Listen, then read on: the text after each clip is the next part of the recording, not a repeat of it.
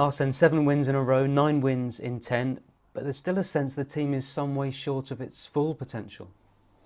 Yeah, we feel we can still improve, and I believe it's a good feeling as well that you want internally, because our world, the perfect game doesn't exist, and we feel there's more potential to come out from ourselves on the solidity front, and as well on the relentless attitude that we want from the first to the last minute, and we have to work on that.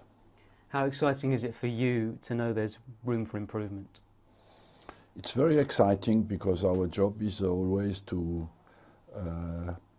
basically you have 2 aspects: keep doing well what you are doing well, but as well try to improve. So it's a fight as well to keep doing well what you're doing well, because it's linked with spirit, with injuries, with attitude, and as well improve what you think, where you think you can improve, and that is the challenge of my job and the challenge of the players' job as well. Wednesday's win was our biggest for 5 years. Did you feel a result like this had been coming? Yeah, many times you feel the chances were there, but we didn't take them, and we look like going forward we can score goals, and we want to keep that, because it's a basis of our game, and because we are an offensive team, when you don't take our chances, you feel always that you could be under threat, because you go forward without being efficient, exposes you, of course, defensively. Mesut scored against Swansea, and you said after that game, "Come on, my friend, do it more often." Do you think he watches your interviews? I hope so. Maybe, I don't know, but it can be sometimes somebody can tell him as well, he doesn't necessarily need to watch them live, but I think that's what you want. I said many times, when you have a player with such a talent, you want the talent be linked with efficiency, and efficiency in his attitude is, of course, in his talent is to provide and to score. Until now, of course, he was a huge provider, a worldwide known provider, but it looks like he gets slowly the taste as well to finish, and I think that's nice to see. Is it because he's naturally unselfish? Is that one of the things in the past? Maybe, I believe, yes, he's naturally a team player and who likes to pass the ball, but it's such a soft touch that the quality of the pass is always perfect.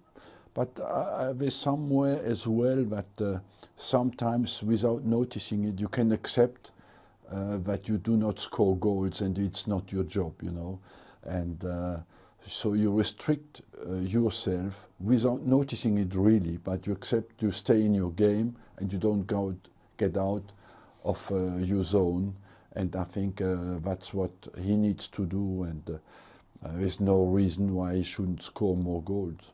He's showing that he can make that change. He's 28 now, 10 years at the top. How hard is it at 28 to make that change when you're so ingrained in what you do? Well, by repeating the fact, by working on the finishing, by as well getting the taste of it for him, and believe that it's not impossible. I said many times when I put Thierry centre forward, he told me, but I'm not a goal scorer. But after, when he started to score, he developed very quickly how to score goals, because he was very intelligent. He understood quickly how he could do it, and I think with that, the habit of scoring goals, Mesut will get the taste for it. And Mesut's 28, he's at his peak now, but you get the sense with a player of that intelligence that he can be very effective well into his 30s. I think so, and I believe that the best years are in front of him, 28 to 31, certainly his position, but as well, I believe that's where you have all the knowledge of your career, and that's there's no time to waste, and I'm sure, because he's an intelligent player, he understands that. The last 2 games, you've said the team has eased off a bit during the game. How do you get that message across to stay focused on the pitch?